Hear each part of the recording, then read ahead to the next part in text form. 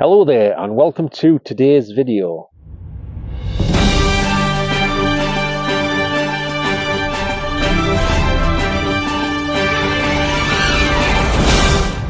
Now today I'd just like to talk a little bit about an encounter that I had with a one-time alleged comedian called Dom Jolly. I guess his claim to fame, as far as I'm aware, was on a TV show called Trigger Happy TV, where he used to go around on the streets in public. I think he was inside shops and on the streets maybe, and he had this massive oversized mobile phone, like a mock-up mobile phone. It was huge. It must have been about 4 or 5 foot high, and he used to carry it and he used to yell, "Hello, hello," like he was on the phone, and he was basically mocking people because they're always on their phones, like talking loud next to people in the shops, and it annoys people. So he was exaggerating that aspect and, like I say, mocking people using their phones in that manner type of thing.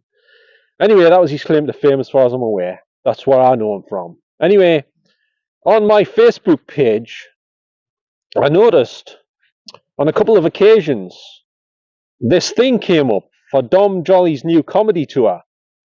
Alleged comedy tour, that is. It was called, it's still going on, he's doing another one, he's continuing it. He's just finished the first leg of it, or whatever you call it, in the UK. It's called the Conspiracy Tour, right? And basically what he's doing is he's mocking everyone who has a different opinion to the mainstream media's opinion on things like the earth being flat, the whole, virus situation type stuff, that sort of thing. Got to choose me words carefully here. So he's taking the mick out of everyone who's against what the mainstream say about all that stuff. The wearing the masks and all the stuff that went on a few years back. All that type of stuff. He's even making fun of people about aliens, UFOs, stuff like that. Although I think he said on an interview he tends to believe some of the alien stuff a bit more than some of the other things that people are saying about the other stuff, which he classes as all as conspiracy theory. It's all it's all stuff from conspiracy theorists, shall we say. Anyway, I chipped in on the comments underneath his thing advertising his comedy tour with some of my own sort of insights and what I believe to be the case about some of the things he's talking about, because, like I say, he's not being very nice to people, put it that way, right? I don't even think he's funny, to be honest. I never did. But apart from that, I didn't have a problem with him. I was being polite with him in my comments, right? But I was also stating that I didn't think he was being legit and stuff like that, because I think he's got his own agenda type of thing, and he's not being 100% honest. So basically, I give him my 2 cents worth on some of the stuff he's talking about on this tour, right? But what happened was he just started like insulting us and being stupid. And if you have to resort to going on like that, that's not very professional, is it? Coming from a so-called celebrity. I actually said he was a minor celebrity after some of the things he called me, which he is a minor celebrity because there's probably a hell of a lot of people, even in the UK, that haven't even heard of him. You know what I mean? I'm not famous, so I don't come under the classification of any form of celebrity. So you can't use that on me saying I'm a nobody. Well, I am. I am a nobody. That's a fact. But then again, so is he to a certain extent. But he's got more influence than what I have, put it that way. And he's influencing a lot of people in the wrong direction.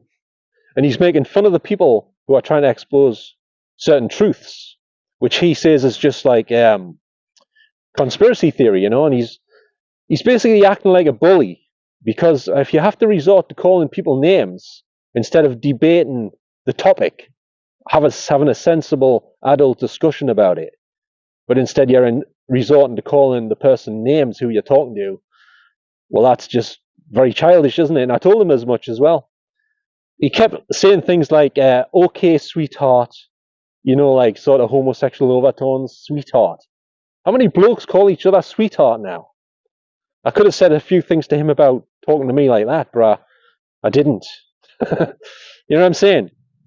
So anyway, I don't think he's a very nice person. In fact, I know he isn't. I watched some of his interviews as well to just get a general idea of the stuff he's talking about, but he didn't really touch on much on the interviews. I think he leaves it for his main alleged comedy routine on his conspiracy, what's it called? The conspiracy tour, basically. And I also pointed out a few things about his the title of his tour, because he's got some sort of symbolism going on, and he made fun of that as well. Because whenever you try to expose some truth to people, you know, a lot of them use mockery to discredit the truth and just turn to ridicule you instead to try and make you look stupid in front of his fans, his followers, you know. And I was perfectly polite with him. I didn't call him anything until he turned on me big style, and then I said a few things back like, yeah, just a minor celebrity and stuff. I forget what else I said, actually. It was only just yesterday or the day before, I think. But basically, I'm not a fan of his. I'm not impressed with his material or what he's trying to do, and I don't think he's honest in the slightest. So, yeah, not a fan of Dom Jolly. I will give him at least some credit for replying, because a lot of celebrities, in fact, most of them don't reply to you online. I have spoken to Bronson Pinchot before from Beverly Hills Cop, the first one and the third one he was in. And he was also in a very popular TV series that started in 1986 called Perfect Strangers. I spoke to him online a while back. It wasn't like an in-depth conversation, but he did answer some of my questions I had about various films he was in and stuff. So he was very polite and you know, approachable. But as for the others, well, not so much. I mean, I've spoke to Wigfield. Remember Wigfield? She had a big hit with Saturday Night and I Want to Get Close to You or something, and a few other things. I spoke to her briefly, but it was about the whole virus situation. It was a picture she had on her profile during that period of time. She wasn't very polite, but she replied though, but she wasn't very polite. I've spoken to I've spoken to the lead singer of a group called Tamiga and Tubad rather, not Tubag, from Romania.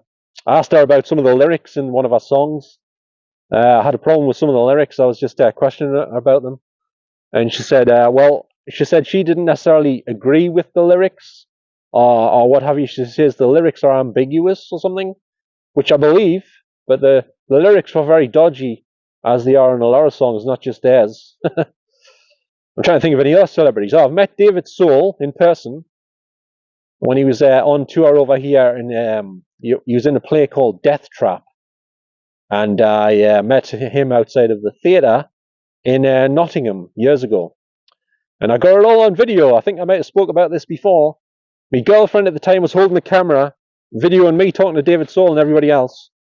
And then at the end, it was just me and my girlfriend, David Soul, were left on the street outside the stage door. And David Soul was like, he went to walk off, and then he stopped and he thought, I says, yeah, where do you want to be, David? And he says, well, I'm fucked if I know. So I couldn't forget that in a hurry. David Soul swearing at us on the street in the middle of Nottingham on a night time. So, yeah. And sorry if I'm fluffing my words a bit here. I didn't get much sleep at all last night. I had the worst sleep ever, actually. So it was obviously very sad to hear the news that David Soul had passed away not so long ago. I was a big fan of him from the miniseries Salem's Lot, and they also did a movie version of that for the cinemas, where they cut it down a bit, and they put some more 18-related scenes in it. They reshot some of the scenes to make it more like appropriate for an 18 certificate, because it was originally made for television, like I say, a miniseries. But David Soul was polite. It was apart from the bit where he swore at us, because he said, you've had that, like, he was on about the camera. He didn't say the word camera. He said, you've had that on like for like a while now. Can you turn it off? I says, oh, sorry about that, David. That was my idea, because my girlfriend was holding about 3 or 4 foot behind us in the background. I don't think he was. I don't think he was 100% sure it was me that was connected with the video recording thing, but it was, and I let him know, and then we just turned it off anyway eventually. But he looked right into the camera lens when he said it, and he wasn't too happy. I can tell you that much. But like I say, it's very sad that he's passed away now. He was in quite a few things, wasn't he? He was in a film with Dolph Lundgren. What was that one called? I forgot the name offhand.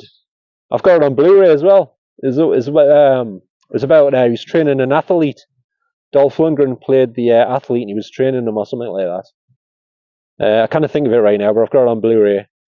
He was in a film called Dog Pound Shuffle with Ron Moody, which I haven't seen actually.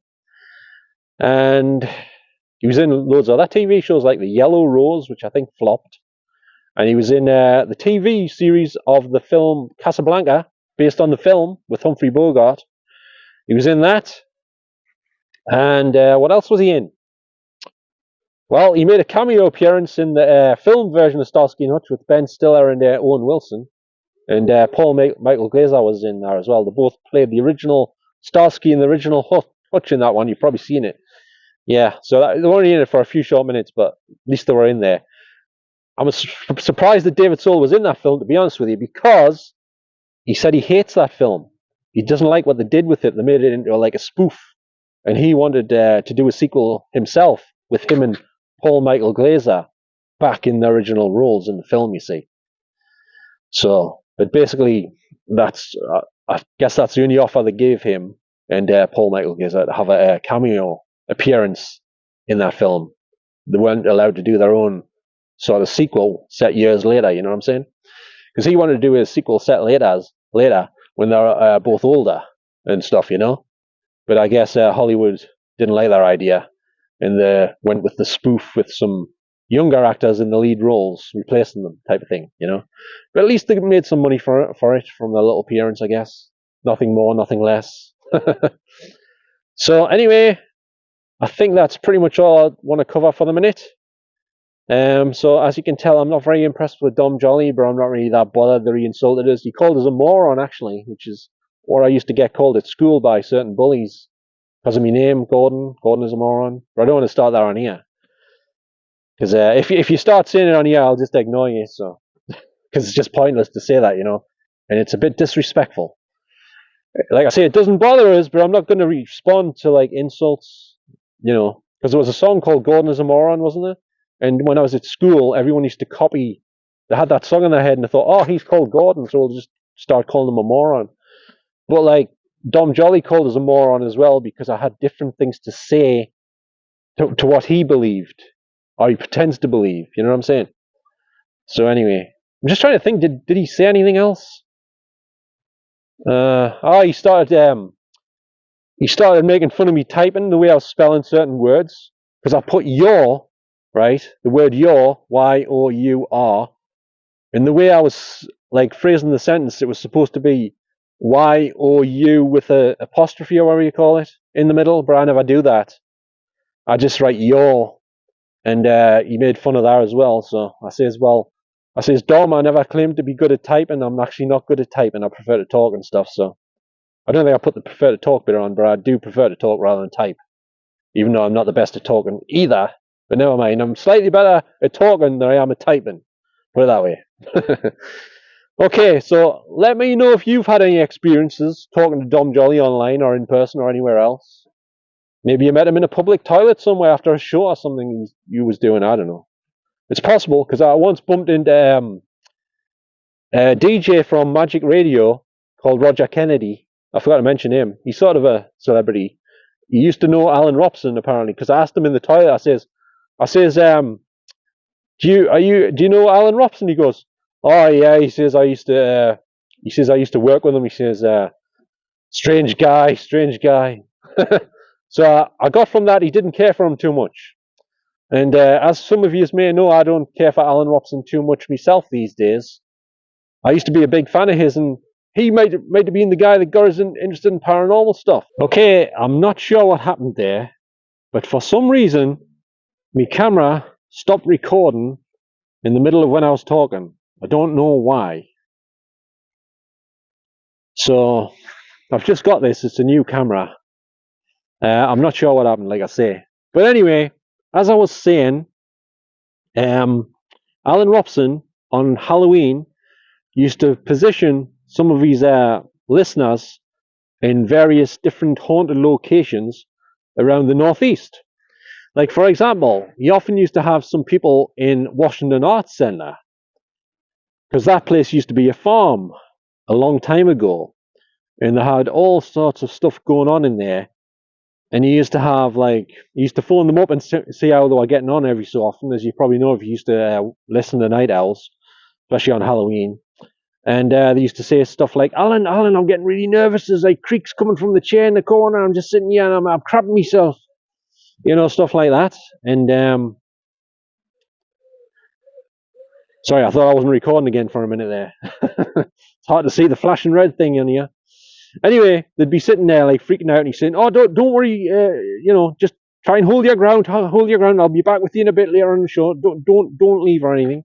I think sometimes he would let them leave. He couldn't stop them, obviously, but he tried to talk them out of leaving. I think, as far as I remember, if they were getting really freaked out, but if they were too freaked out and it was going to affect their health and stuff, I think he just said, "All right, you better just get out of there," you know.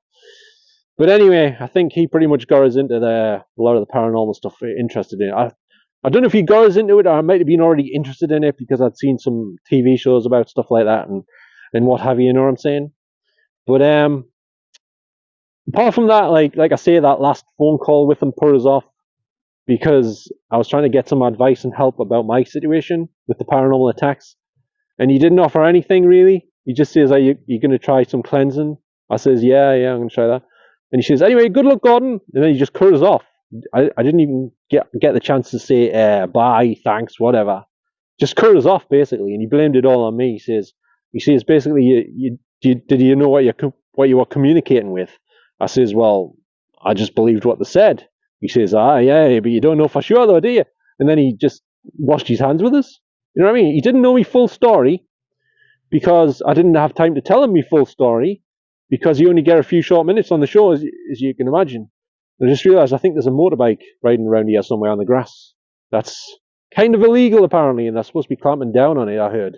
It was in that little free pamphlet you get through the door, I forget what it's called. They said they were going to clamp down on it, or trying to anyway. Because some of them things nearly run you over on the path and on the grass and stuff, you know. So it's not good. So anyway, I think I'll end this here. Obviously, if you're a Dom Jolly fan, I'm not trying to upset any of his fans. Obviously, I have different opinions to Dom Jolly, and I don't really think, like I say, I don't think Dom Jolly's been 100% honest. And he's just bullying people who disagree with him, who have different views to him, and that's not right. It's very unprofessional, like I said before. And you shouldn't, like celebrities, especially celebrities, shouldn't be behaving like that towards members of the public. They should be trying to have a debate with them instead of just making fun of people. Because if I wanted to, I could have just launched in and made fun of him.